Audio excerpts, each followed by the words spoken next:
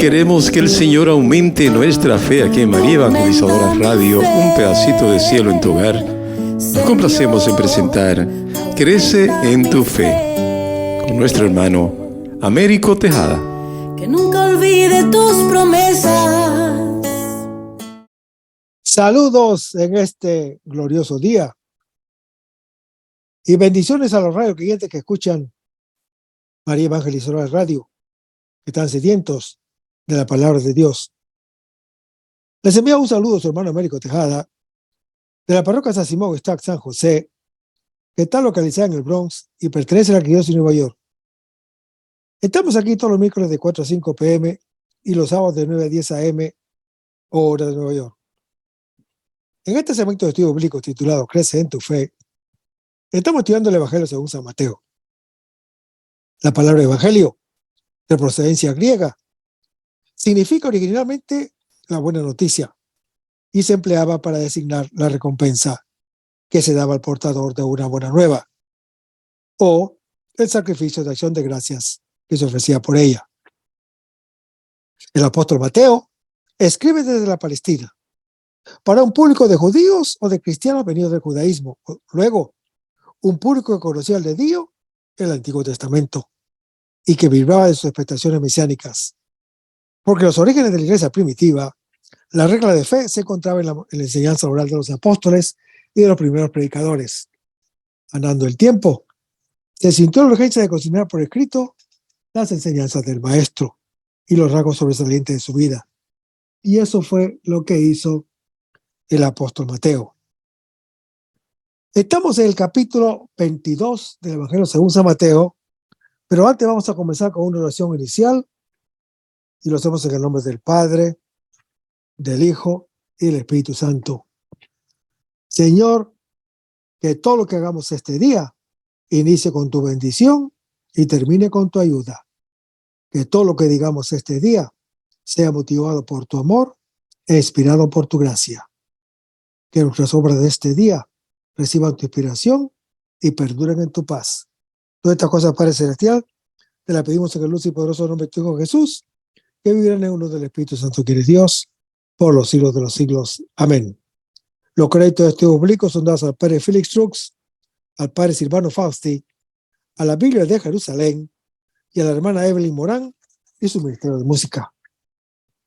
A los hermanos y hermanas que viven en el Bronx, para invitarlos a nuestro ciclo de oración de la parroquia San Simón Stack San José, que está localizada en el 2191 Valentine Avenue, esquina calle 182, comenzando con la misa a las 7:30 p.m. todos los viernes por la noche. Decíamos que estamos en el capítulo 22 del Evangelio según San Mateo y decíamos que al final de este encuentro con los judíos, el Señor Jesús mismo toma la iniciativa y les plantea una pregunta para de nuevo volver la atención a lo que más importa, que es su propia persona, e invitarles a creer en Él. Habla del Mesías, pero ellos entienden sobradamente bien que Él mismo se considera ser el Mesías. Pues bien, hermano que me escuchas, todos están popularmente de acuerdo en que el Salmo 110, que aquí se cita, se refería al Mesías y además que había sido compuesto por el rey David. El Señor Jesús toma esta convicción popular como punto de partida para llamar la atención sobre el hecho que el salmista llama Señor, no solo a Dios, al decir, dijo el Señor, sino también al Mesías, cuando añade a mí que el Mesías ha de ser muy superior al rey David mismo, sino más aún, que el Mesías es de la misma dignidad que el propio Dios. En otras palabras, hermano que me escuchas, el Mesías es Dios. Este argumento urge tanto más cuando se sabe que en los tiempos del Señor Jesús, los judíos ya nunca usaban el nombre propio de Dios, que era Yahweh, sino en su lugar siempre decían el Señor. Luego, la misma palabra el Señor ya se había convertido en un título típicamente divino.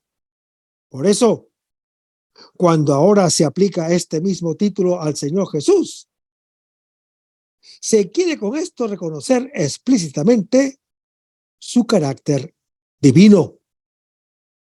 De ahí que también el apóstol San Pablo puede decir: con tal que confieses Jesús es Señor y creas que Dios lo resucitó, serás salvo. Y lo dice en Romanos capítulo 10. Y después dice: toda lengua ha de confesar Jesús es Señor, para la gloria de Dios Padre. Y lo dice en Filipenses capítulo 2. Pero vayamos a Mateo capítulo 23, versículos 1 al 12, donde se lee: entonces se dirigió Jesús a la gente y a sus discípulos y les dijo: en la cátedra de Moisés se han sentado los escribas y los fariseos. Haced pues y observar todo lo que os digan, pero no imitéis su conducta, porque dicen y no hacen, atan cargas pesadas y las echan a las espaldas de la gente, pero ellos ni con un dedo quieren moverlas. Todas sus obras las hacen para ser vistos por los hombres. Se hacen bien anchas las filacterías y bien largas las orlas del manto. Quieren el primer puesto en los banquetes y en los primeros asientos en las sinagogas. Que se les salude en las plazas y que la gente les llame Rabí.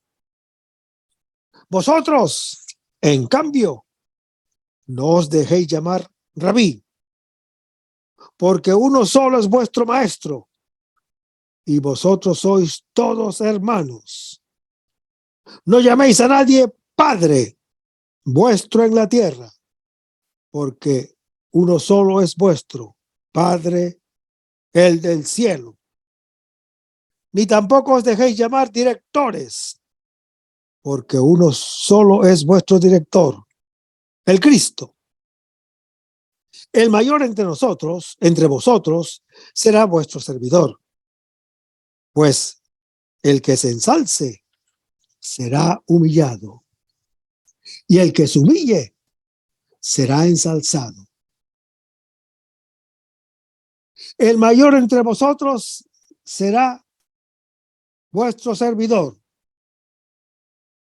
Hermanos, con estas palabras del Señor Jesús se concluye la primera parte del capítulo 23, dirigida a la gente y a los discípulos y a la multitud de los discípulos de todos los tiempos, que somos nosotros los creyentes, para ponerlos en guardia al abrigo de los escribas y de los fariseos. Cada página del Evangelio está escrita para la iglesia. Los escribas y los fariseos, de los que se habla en todo el discurso del Señor Jesús, somos nosotros los creyentes, llamados a reconocerlos a ellos. Ellos han usurpado el puesto de Moisés, que liberó al pueblo judío de la esclavitud y les transmitió las 10 palabras de vida. Ocuparán también el puesto del Señor Jesús, el Hijo de Dios manso y humilde de corazón, del yugo suave y liviano, para imponer a la comunidad de los fieles fardos insoportables. Hermanos, el Señor Jesús cambió el agua en vino, sustituyó las purificaciones exteriores de la ley mosaica con el don del Espíritu Santo, que nos da un corazón nuevo, el del Hijo que ama como es amado. Pero nosotros, inadvertidamente, somos como el perro que vuelve a su vómito, como la puerca lavada que vuelve a revolcarse en el cieno, lo dice segunda de Pedro, capítulo 2. Cambia el vino en agua, sustituyendo el evangelio con la ley mosaica, o lo impone como ley. Esta es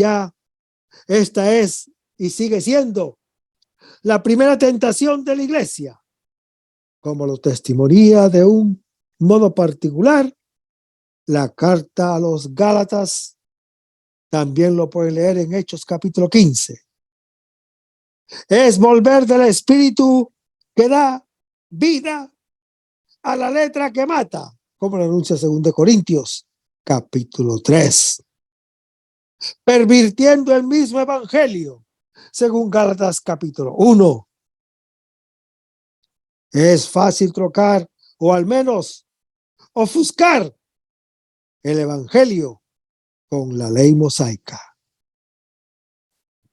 Lo hizo también Pedro en Antioquía, como se lo reprocha abiertamente el apóstol Pablo en Gálatas capítulo 2. Ciertamente no lo hizo por maldad ni estupidez, sino como lo dice el apóstol Pablo, por hipocresía, obviamente disfrazada de bondad y celo pastoral. El apóstol Pedro pensaba garantizar una gestión mejor de la comunidad, sin advertir que de ese modo no caminaba según la verdad del evangelio. Lo anuncia Gálatas capítulo 2. Esta perversión del evangelio, para convertirlo en la ley mosaica, es como volver del espíritu a la carne, que aparta de la gracia de Cristo, según lo anuncia el apóstol Pablo en su epístola a los Gálatas capítulo 5. Las leyes son ciertamente necesarias. El hombre sin ellas no puede vivir, y mucho menos convive con los otros. Son positivas si nacen del espíritu de libertad, lo anuncia Gálatas capítulo 5. Si vienen del amor y llevan al amor, que es la plenitud de la ley mosaica, como lo anuncia Romanos capítulo 13. De lo contrario, hermano que me escuchas, destruye la vida filial y suprimen la diversidad y la alteridad. Toda institución espontáneamente tiende a autoconservarse, centrándose en sí misma. Pero el que quiere salvar la vida, la pierde. Solo quien pierde su vida por amor al Señor, la salva. Los versículos 1 al 4 presentan los escribas y fariseos en su actitud de fondo.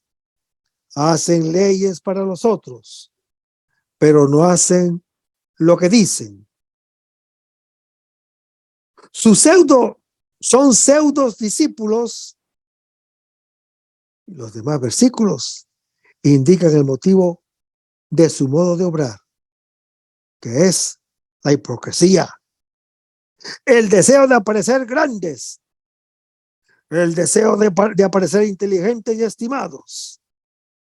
En el centro todavía Colocan el propio yo en lugar de Dios, pero no puede creer en Dios el que busca la gloria de los hombres, lo anuncia Juan capítulo 5, porque su gloria es diferente. El resto de los versículos dicen que en la grandeza y la gloria de Dios, su grandeza es ser pequeño, su gloria es servir con humildad. Antes de su último discurso, el Señor Jesús pone en guardia contra el peligro del Evangelio, contra el peligro que el Evangelio siempre corre en la historia, al mostrar que lo que sucedió en Israel es profecía constante de lo que nos sucede también a nosotros, como lo anuncia 1 Corintios, capítulo 10. Hermanos, el Señor Jesús sustituye el fardo pesado de la ley mosaica con el yugo suave y ligero del Hijo de Dios que ama al Padre y a los creyentes, como está en Mateo, capítulo 11. La iglesia está llamada a reconocer su pecado de fondo. Es el mismo Israel y de todo hombre apoderarse de la palabra de Dios en lugar de aceptar al que habla. La palabra de Dios se convierte en ley en lugar de ser comunicación y comunión con el que habla. Esta actitud, hermano que me escuchas, que parece celosa, es en realidad un rechazo a Dios como Padre y a sí mismos como hijos. Solo el que trata de hacer lo que dice se da cuenta de que las leyes son imposibles de observar y producen la muerte. Y puede comprender que solamente el amor, el Espíritu del Padre Celestial, es dador de vida. Sin esto, hermano que me escuchas, la misma ley mosaica queda sin evadir y toda observancia no es sino un barniz de conformismo. Convertirse significa ante todo ver en sí mismo este pecado de hipocresía del que hablará todo el capítulo 23. De lo contrario, incluso con el pretexto de mejorar la observancia del Evangelio, lo pervierten. El vino nuevo no puede estar en odres viejos. No se puede combinar el Evangelio con la ley mosaica, es decir, el espíritu que da la vida y la letra que mata. La nueva ley es el corazón nuevo. El amor es ley para sí mismo y cumple plenamente la voluntad de Dios. El papel de la ley mosaica se toma del discernimiento del espíritu que descubre el corazón y hace ver hasta qué punto todavía es esclavo del egoísmo. Hermanos, los limpios de corazón ven a Dios, lo anuncia Mateo capítulo 5, y saben comprender lo que aquí y ahora ayuda a vivir concretamente el amor del Padre Celestial hacia los creyentes. Y el versículo 1 se lee: entonces se dirigió Jesús a la gente y a sus discípulos. Hermanos, la gente y los discípulos representan la comunidad cristiana, llamada a reconocer al escriba y al fariseo que siempre se anida en el corazón de cada uno. El Señor Jesús desenmascara ese mal secreto que siempre nos acecha y nos impide ser realmente sus discípulos. Y el versículo 2 se lee: en las cátedras de Moisés se han sentado los escribas y los fariseos. El puesto de Moisés está ocupado por los intérpretes de la ley mosaica. Después de la destrucción del templo de Jerusalén, la guía religiosa pasó a ellos, que guiaban las diferentes sinagogas. La organización de la sinagoga, reunida para la escucha de la palabra de Dios, ha servido como modelo a la misma iglesia. Y el versículo 3 se lee: haced y observad todo lo que os digan. Una doctrina, para que sea verdadera, debe ser vivida, no solo proclamada. Sí, al hacer lo que se dice, se cree en el amor, entonces está bien. Lo anuncia Mateo capítulo 22. Solo la práctica hace verdadera o falsa la teoría. Aquí está en juego no la ortodoxia, sino la ortopraxis. Seguimos leyendo el versículo. No imite su conducta, porque dicen y no hacen. Hermanos, los falsos discípulos son los que dicen y no hacen. Las obras no corresponden a las palabras. Son obradores de iniquidad. Lo anuncia Mateo capítulo 7. Pseudo profetas. No porque digan cosas falsas, sino porque no producen buenos frutos. Son los lobos rapaces con disfraces de ovejas, en los cuales el interior está en contradicción con el exterior. Además, hermano que me escuchas, la buena apariencia impide que se reconozca la realidad y vuelve sordos para la conversión. El decir sin hacer sustrae tanto a la comprobación del error como a la práctica de la verdad. Impide que se reconozca el mal y que se haga el bien. Es la posición intelectualista del que estudia y, por oficio, dice lo que los otros deben observar. Pero el evangelio no es algo que se dice para los otros, sino el testimonio de lo que ella vive en primera persona. El que habla es el primero en ser interpelado por lo que dice. De lo contrario, debe callar o decir solamente: Señor, ten piedad.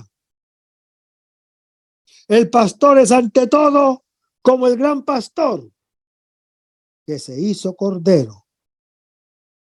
Es el primero que vive como hijo, tratando de hacer lo que recomienda a sí mismo más que a los otros.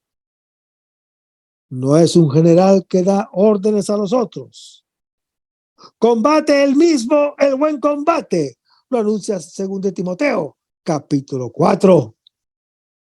Y se porta no como el dueño de la fe ajena, sino como colaborador de su alegría. Lo anuncia 2 Corintios, capítulo 1.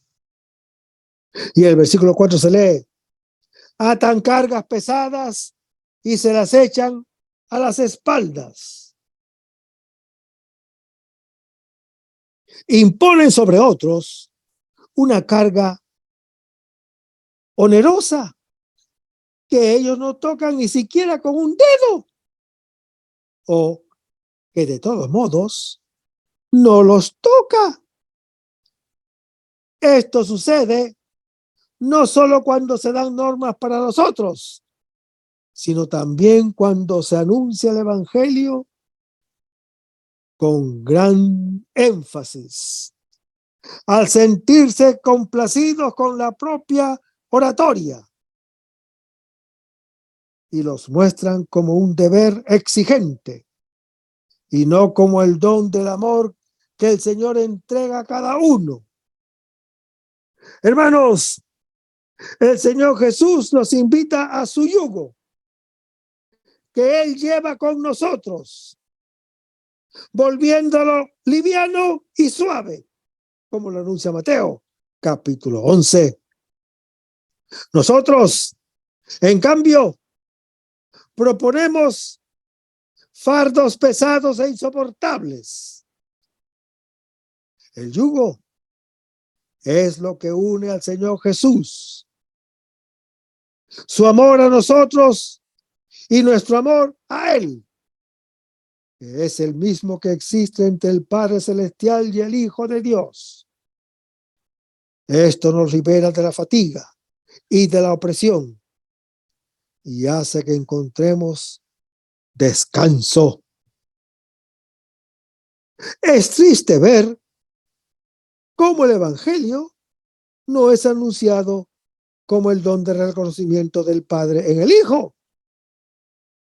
Precisamente como los escribas y fariseos, porque olvidamos la persona del Señor Jesús. Lo reducimos a una doctrina o a una moral imposible.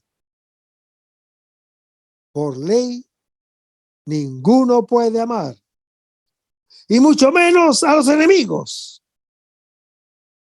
Solo el don del amor hace capaces de amar. Si el amor, o si el Señor en Caná transformó el agua en vino, nosotros corremos el riesgo de transformar el vino bueno en agua, o peor, en vinagre. Proponer el Evangelio como ley que mata, en lugar de proponerlo como espíritu que da vida, es la tentación más terrible de la Iglesia. En lugar de acoger al Hijo de Dios y al Padre Celestial, nos construimos nuestra justicia, que muchas veces es fingida, olvidando al Padre y al Hijo a despecho de los hermanos.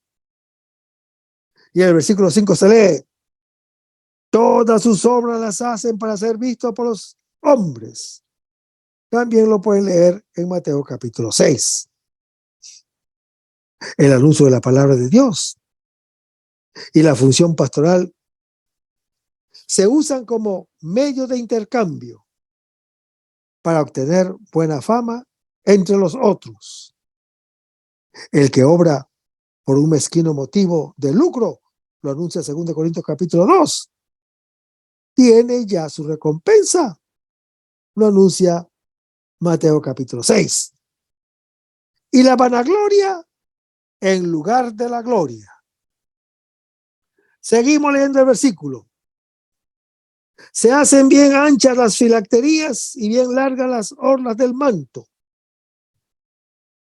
Hermanos, las filacterías son cajitas fijadas con tiras de cuero que se colocan sobre el brazo izquierdo y sobre la frente y contienen palabras importantes de la Biblia.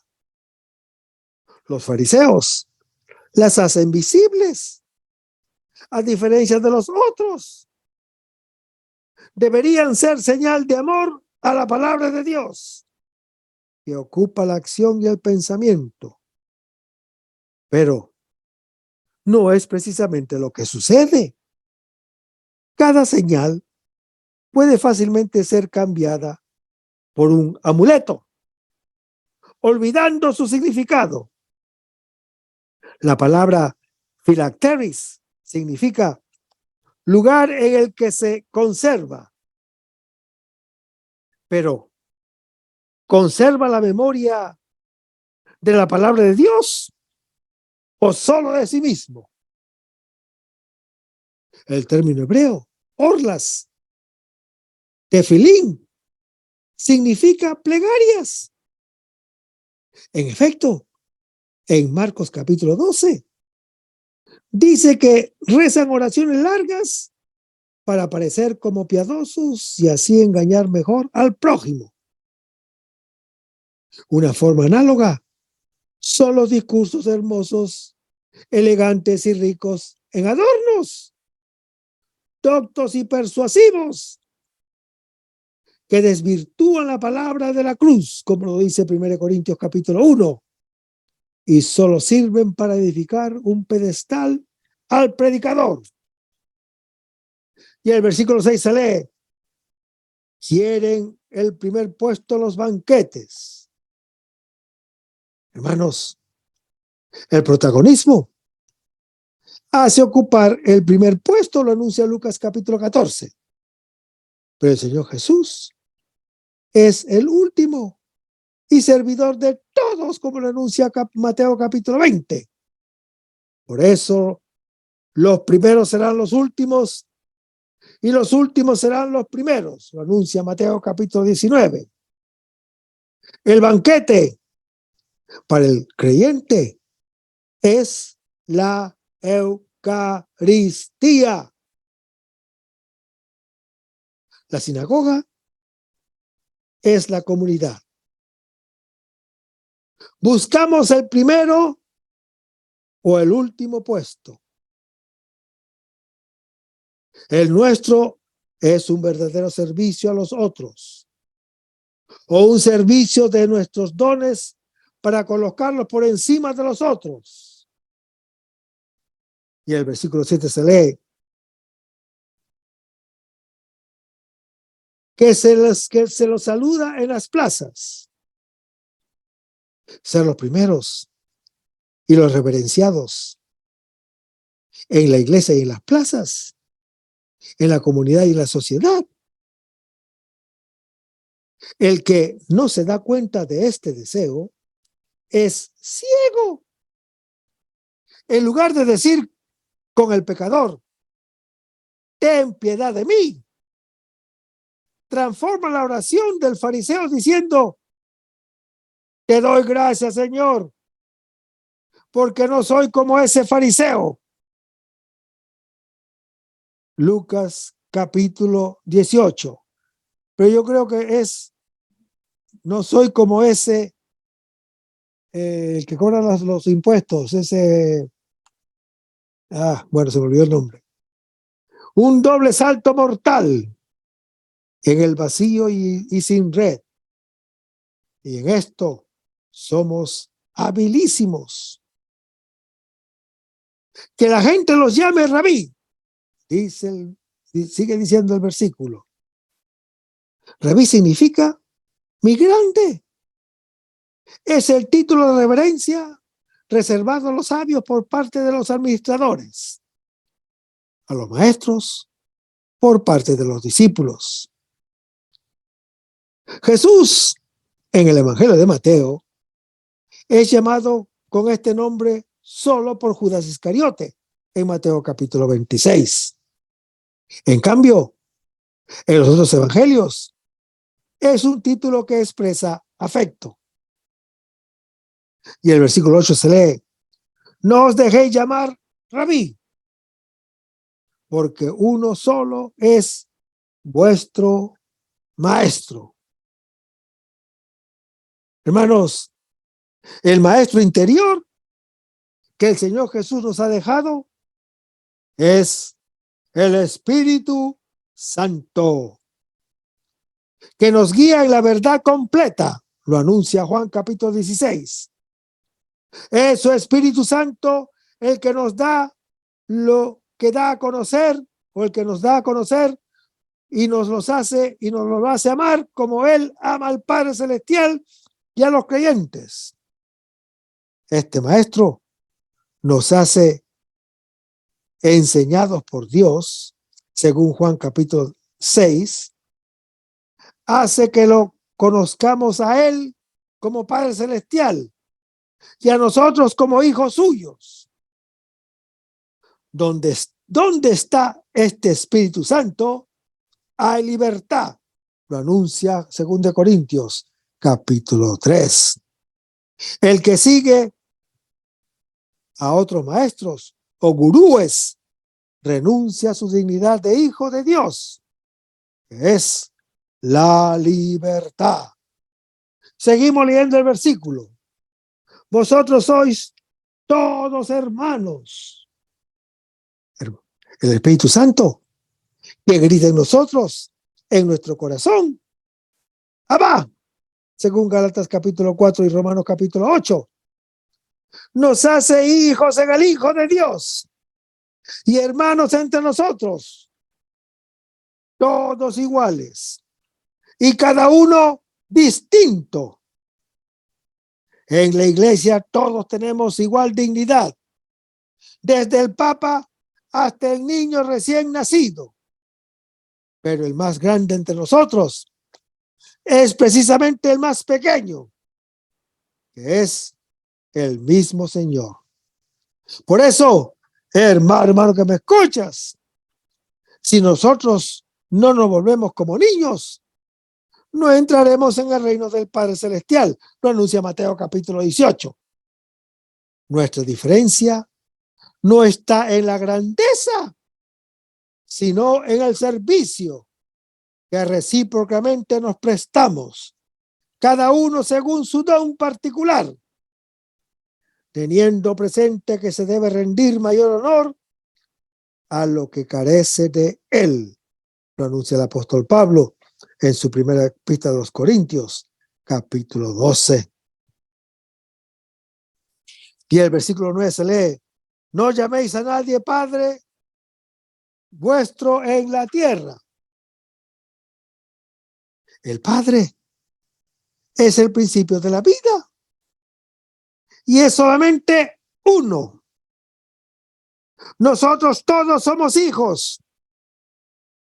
Lo que somos y tenemos lo hemos recibido de él, según 1 Corintios capítulo 4. Es embarazoso para un religioso escuchar que a uno lo llaman reverendo, Señor Padre.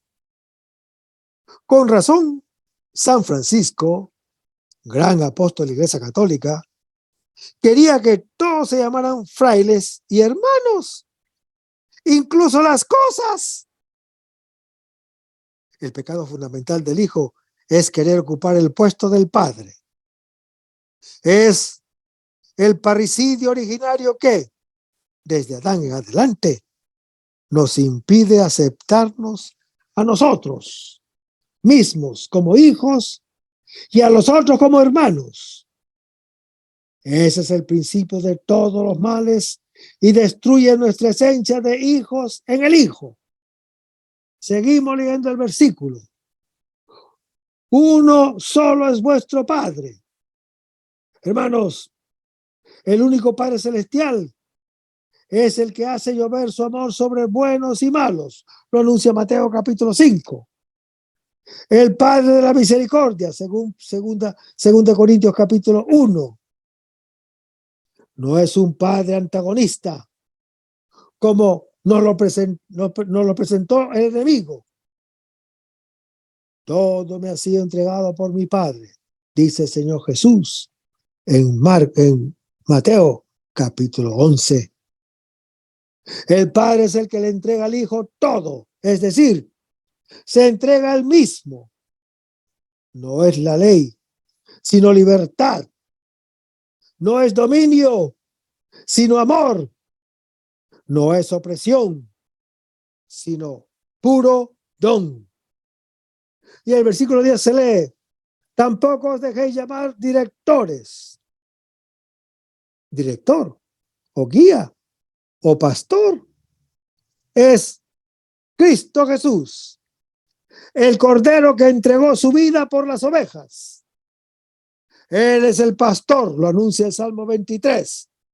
El único bueno que nos saca de los rediles y nos conduce a los pastos de vida y nos ofrece su misma vida de Hijo de Dios. Lo anuncia Juan capítulo 10. Ay de aquel que quiera sustituirlo, diciendo en teoría o en la práctica, yo soy el Cristo. Ay de aquel, ay de aquel. Lo anuncia Mateo capítulo 24, Marcos capítulo 13. Y el versículo 11 se lee, el mayor entre nosotros será vuestro servidor. Hermanos, la grandeza de Dios es el amor. Y amar es servir con los hechos y en la verdad. Lo anuncia 1 Juan, capítulo 3. En efecto, hermano que me escuchas, el Señor Jesús está en medio de nosotros como el que sirve. Lo anuncia Lucas, capítulo 22. Y el versículo 12 se lee, el que se ensalce será humillado. Adán levantó la mano para arrebatarlo y poseerlo todo, y volvió a ser polvo. El nuevo Adán se humilló, dándolo todo y colocándose en las manos de todos. Por eso es el Señor. Lo anuncia Filipenses capítulo 2. Pero vayamos a Mateo capítulo 23, versículos 13 al 39, donde se lee, ay de vosotros, maestros de la ley, fariseos hipócritas, que corráis el reino de los cielos, que cerráis el reino de los cielos a los hombres. No entráis vosotros, ni dejáis entrar a los que quieran, a los que quieren. Ay de vosotros, maestros de la ley, fariseos hipócritas, que recorréis mar y tierra para hacer un prosélito, y cuando llega a hacerlo, lo hacéis reo del fuego 2 veces más que vosotros. Ay de vosotros, guías ciegos, que decís, si se jura por el santuario, no es nada. Pero el que jura por el oro del santuario, queda obligado. Necios y ciegos, ¿qué es más importante? ¿El oro o el santuario que santifica el oro? Y decís además, jurar por el altar no es nada, pero el que jura sobre lo ofrendado sobre él, queda obligado. Ciegos, ¿qué es más importante? ¿La ofrenda o el altar que santifica la ofrenda? El que jura por el altar, jura por él y por todo lo que está sobre él. Y el que jura por el santuario, jura por él y por quien lo habita. Y el que jura por el cielo, jura por el trono de Dios y el que está sentado en él. Ay de vosotros, maestros de la ley y fariseos hipócritas, que pagáis el diezmo de la menta, del anís y del comino, y descuidáis lo más importante de la ley, la justicia, la misericordia y la fe. Hay que hacer una cosa sin descuidar la otra. Guías ciegos, que coláis el mosquito y os tragáis el camello. Ay de vosotros, maestros de la ley y fariseos hipócritas, que purificáis por fuera la copa y el plato, mientras por dentro están llenos de rapiña y de codicia. Fariseos ciegos, purifica primero por dentro la copa y el plato, para que también por fuera queden limpios. Ay de vosotros, maestros de la ley y fariseos hipócritas, que sois como sepulcros blanqueados, que por fuera aparecen hermosos, pero por dentro están llenos de huesos de muertos y de podredumbre. Así también vosotros, por fuera parecéis justos ante los hombres, pero por dentro estáis llenos de hipocresía y de iniquidad. Ay de vosotros, maestros de la ley, fariseos hipócritas, que edificáis los sepulcros de los profetas, adornáis las tumbas de los justos y decís, si nosotros hubiéramos vivido en el tiempo de nuestros padres, no habríamos tenido parte con ellos en la sangre de los profetas. Así atestiguáis contra vosotros mismos que sois hijos de los que mataron a los profetas. Colmad, pues, la medida de vuestros padres, serpientes, raza de víboras. ¿Cómo escaparéis de la condenación del fuego? Por eso, he aquí que yo os envío a vosotros, profetas, sabios y escribas. A uno lo mataréis y crucificaréis, y a otro los azotaréis en vuestras sinagogas, y los perseguiréis de ciudad en ciudad, para que caiga sobre vosotros toda la sangre inocente vertida sobre la tierra, desde la sangre del justo Abel hasta la sangre de Zacarías, hijo de Baraquías, a quien asesinasteis entre el santuario y el altar. Os aseguro que todo recaerá sobre esta generación. Jerusalén, Jerusalén, que mata a los profetas y apedreas a los que te son enviados. ¿Cuántas veces he querido reunir a tus hijos como la gallina reúne a sus polluelos debajo de sus alas y no habéis querido? Pues bien, se os va a dejar desierta vuestra casa. Os digo que ya no volveréis a ver hasta que digáis, bendito el que viene en el nombre del Señor. Ay de vosotros, escribas y fariseos hipócritas, dice el Señor Jesús al hablar a la gente y a los discípulos, es decir, a nosotros los creyentes.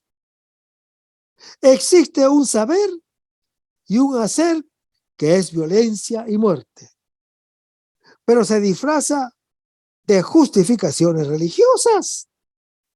El mal puede salir como transgresión a la ley mosaica y se revela como tal, pero puede salir más sutilmente con la máscara de la observancia. Entonces es más difícil reconocerlo. Es la hipocresía de quien hace el bien, pero no obra movido por el amor. El trozo es todo en tez de la hipocresía religiosa, que existe sobre todo allí donde se le da, donde se la advierte. Sorprende el tono amenazador usado por el Señor Jesús, que se definió manso y humilde de corazón en Mateo capítulo 11. El Señor habla de las desviaciones culturales por los escribas y prácticas o legales por los fariseos, que siempre están anidadas en nosotros. Debemos reconocerlas y no dejarnos dominar. Lo anuncia Génesis capítulo 4. Para no matar, como Caín, el hermano y nuestra condición de hijos. Su palabra recuerda las vigorosas invectivas de los profetas. Sirven para sacudirnos de esa paz perniciosa del mal, que es su aspecto peor. Es de grande misericordia denunciar el mal y maldecirlo. Decir mal del mal y hacer aparecer su engaño. Si la verdad hay que hacerla en la caridad, lo anuncia Efesios capítulo 4, también hay que hacer la caridad en la verdad. Nosotros preferimos descuidar la verdad en nombre del amor, o descuidamos el amor en nombre de la verdad. Y así las perdemos ambas, porque lo que no es verdadero y lo que es bueno coinciden.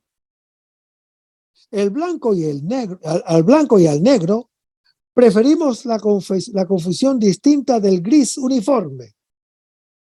Pero desde el principio de la creación, la vida es distinción, llamar las cosas por su nombre, haciéndolas salir del caos en la obra de Dios, que el creyente está llamado a continuar responsablemente.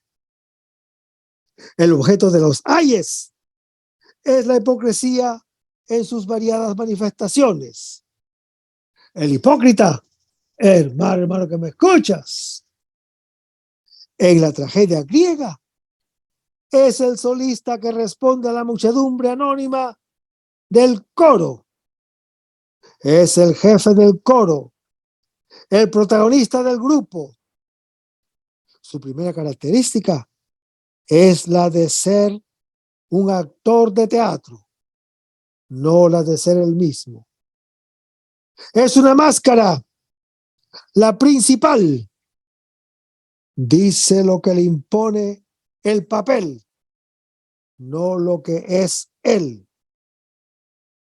Si esto funciona en el teatro, en la vida personal, uno que recita no entra nunca en relación con ninguno.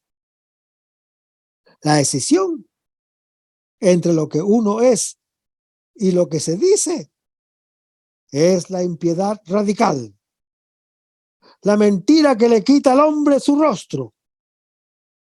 Uno de los dichos secretos del Señor Jesús dice que cuando las dos cosas sean una, tanto lo externo como lo interno, entonces será el reino. Lo anuncia el Papa Clemente Romano II. Nuestro ser es ser hijos del Padre Celestial.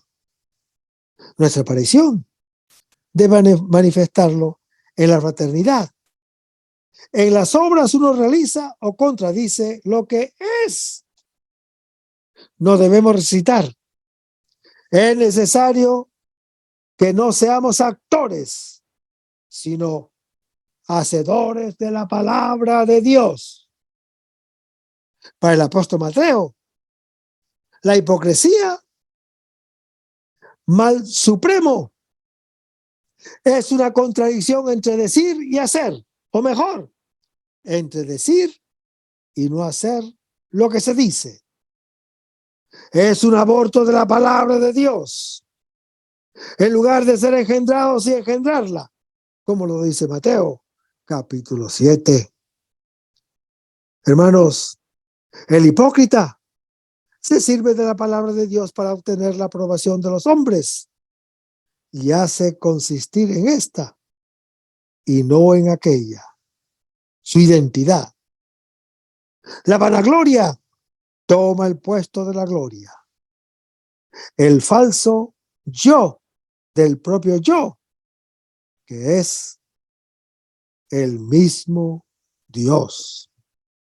El discurso, que es el desarrollo del trozo anterior, se divide en dos partes: la denuncia del mal y del juicio sobre las consecuencias nefastas que él implica.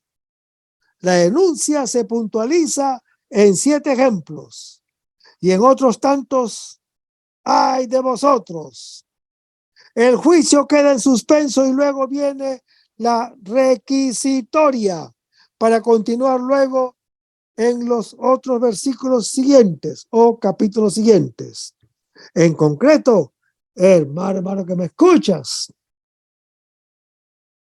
Se denuncia la contraposición entre decir y hacer, entre celo grande y resultado catastrófico, entre legalismo riguroso y falta de discernimiento, entre interioridad impecable e interioridad perversa.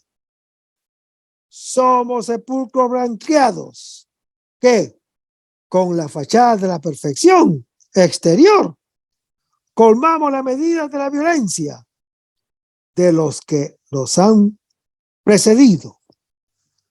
Sigue el juicio. No somos hijos de Dios, sino de la serpiente, y llevamos a cabo la perversidad de nuestros padres. Después de haber expresado con ira la maldición del mal y el juicio sobre él, el Señor Jesús concluye con la condena que el mal lleva consigo, la devastación de quien la realiza. Y aquí el Señor Jesús se expresa con una tierna lamentación sobre Jerusalén, cuya desolación durará hasta cuando reconozca al que viene en el nombre del Señor. Jesús llora por el mal que se hace a sí mismo el que lo mata. Lo anuncia Lucas capítulo 19. No por lo que le hace a él, que será crucificado. No hay una señal de amor que sea más grande. El mal de quien rehúsa, en efecto, recae sobre el que ama. Todas las maldiciones del capítulo 23 lo llevarán a él a la cruz, donde será cargo de nuestra maldad. Cuando digamos de él, crucificado y maldecido, que es realmente el Hijo de Dios, como lo anuncia Mateo, capítulo 27. El bendito, el que viene a salvarnos. Entonces nuestra casa ya no estará desierta. Él habitará en nosotros y nosotros en él. Entonces Dios ya no estará sin el creyente, ni el creyente sin Dios. Los dos serán casa el uno del otro. Hermanos, el Señor Jesús denuncia el mal y anuncia el juicio que se cumplirá sobre él después de 2 días. El crucificado, que por nosotros se hizo maldición y pecado, como lo anuncia Gálatas capítulo 3, será el blanco de todo nuestro mal. La iglesia es el olivo silvestre, como el olivo sobre el cual está injertada, quedará desierta hasta cuando reconozca al bendito, que viene precisamente en aquel que hizo maldición y pecado. El reconocimiento del Señor por parte de los suyos es el fin del mundo. Y en el versículo 13 se lee: ay de vosotros. El sentir profundo del ay de mí, y expresa no una amenaza, sino el dolor del que habla por el mal del que escucha. Seguimos leyendo el versículo. Escribas y fariseos hipócritas. Y el resto, hermano que me escuchas, lo vamos a ver en el próximo segmento. Manténgase en sintonía. Vamos a despedirnos con una oración. Lo hacemos en el nombre del Padre, del Hijo y del Espíritu Santo. Señor Jesús, ayúdanos a conservar el fervor espiritual, la dulce y confortable alegría de evangelizar, incluso cuando hay que sembrar entre lágrimas, como Juan el Bautista, como lo hicieron los apóstoles Pedro y Pablo y los otros apóstoles, y también esa gran multitud de evangelizadores que se han sucedido a lo largo de la historia de la Iglesia Católica, con un ímpetu interior que nada ni nadie sea capaz de extinguir. Señor Jesús, que sea esta la mayor alegría de nuestras vidas entregadas al Evangelio. Y ojalá que el mundo actual pueda así recibir la buena nueva de tu Evangelio, porque tenemos la tarea de anunciar el reino de Dios y de implantar tu iglesia en este mundo que todavía no te conoce. Todas estas cosas, Padre Celestial, te las pedimos en el dulce y poderoso nombre de tu Hijo Jesús, que vive y reina en unión del Espíritu Santo, quien es Dios, por los siglos de los siglos. Amén. Que el Señor nos bendiga. Hasta el próximo segmento. Aumenta mi fe, Señor, aumenta mi fe. Aumenta mi fe, Señor, aumenta mi fe. Que nunca olvide tus promesas, que nunca olvide tus palabras, que Él lo crea, que no lo dude jamás. Tu palabra me dice, todo el que pide se le dará. Y el que toque a la puerta se le abrirá. Todo es posible para ti, Señor. Aumenta mi fe, Señor, aumenta mi fe.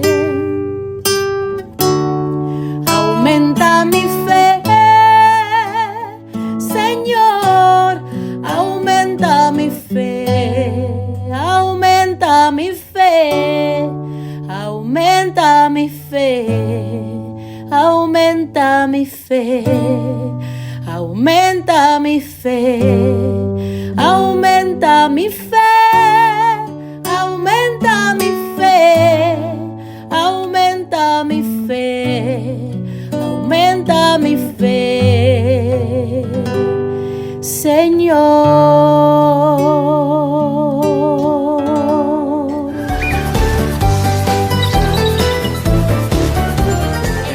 María Evangelizadora Radio. Un pedacito de cielo en tu hogar. Evangelizando para el mundo. 100% católica. Sí, yo estoy aprendiendo.